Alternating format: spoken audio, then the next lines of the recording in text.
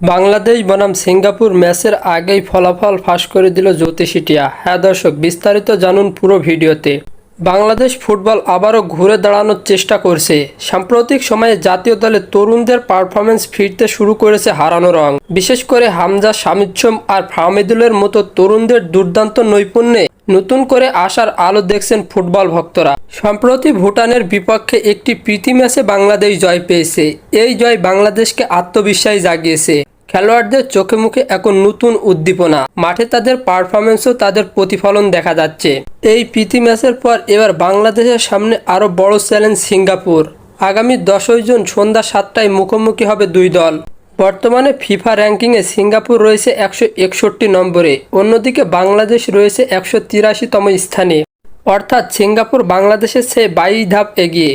তবে মাঠের খেলা সবসময় র্যাঙ্কিং দিয়ে নির্ধারণ হয় না, সেটাই এবার প্রমাণ করতে চায় জামাল ভুঁইয়ার দল। সিঙ্গাপুরের বিপক্ষে এই ম্যাচকে ঘিরে তাই ফুটবল ভক্তদের মধ্যে শুরু হয়েছে আলাদা উন্মাদনা। টিকিটের চাহিদা বাড়ছে, সামাজিক যোগাযোগ মাধ্যমে চলতে বিশ্লেষণ আর সম্ভাবনার আলোচনা। তবে এর মধ্যে এবার অবাক করে ম্যাচের ফলাফল ফাঁস করে দিল জ্যোতিষী টিয়া। টিয়াকে দুইটা বাংলাদেশ ও সিঙ্গাপুরের পতাকা লাগানো খাম দেয়া হলে টিয়া বাংলাদেশের খামটি মুখ দিয়ে নাড়া দেয়। এ থেকে বোঝা যায় যে বাংলাদেশ ম্যাচটি জিতবে।